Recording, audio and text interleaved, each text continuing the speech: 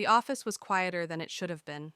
By 6:30, most of the floor had emptied out, keyboards silenced, lights dimmed, the low hum of air conditioning settling into something almost intimate. Outside the tall glass windows, the city glowed softly, the evening traffic moving like a slow, restless tide. Monique remained at her desk. She told herself it was just one more email, one more spreadsheet to review before she shut down for the night. But the truth was simpler, and harder to admit. She was waiting. She felt him before she saw him, the subtle shift in the air, the measured sound of footsteps approaching from behind. Confident, unhurried, familiar. Ronaldo. He stopped a few feet away, just close enough for her to sense him without turning around. His presence had a way of doing that, commanding space without asking permission.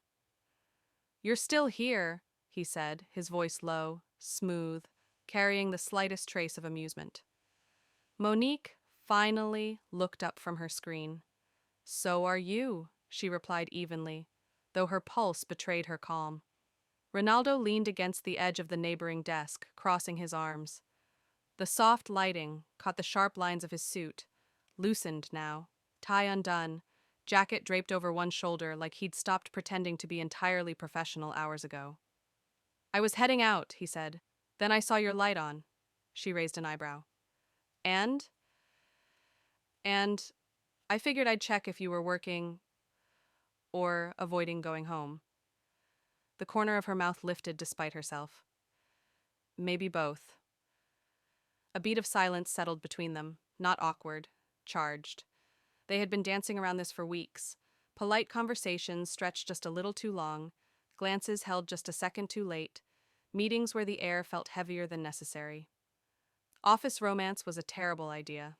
They both knew it, which was probably why neither of them had walked away yet. Ronaldo glanced toward the empty floor. "Everyone's gone." "I noticed." Another pause, longer this time.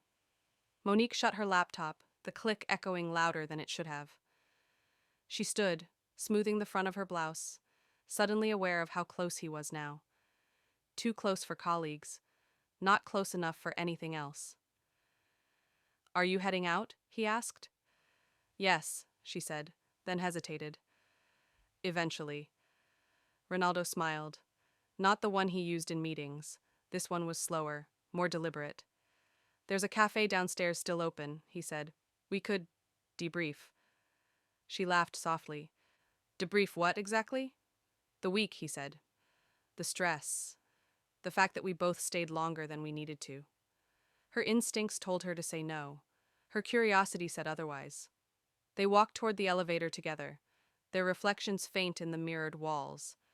The silence between them felt intentional now, like a question neither had decided how to ask. The elevator doors slid shut. As it descended, the space seemed to shrink. Monique could smell his cologne, subtle, warm.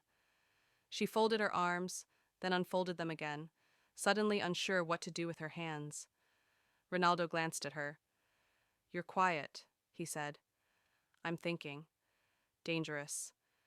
"For you," she corrected. His smile deepened.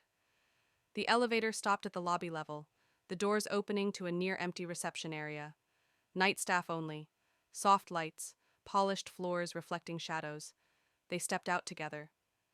At the entrance, Ronaldo reached for the door, holding it open for her. Their fingers brushed briefly. Just a touch. But it lingered. Monique looked up at him, something unspoken passing between them. An acknowledgement that this wasn't just a casual coffee anymore. Outside, the night air was warm. The city breathed around them. Ronaldo gestured toward the cafe entrance, glowing softly across the street. "Still thinking?" he asked. She met his gaze. "Yes," she said. And then she stepped forward.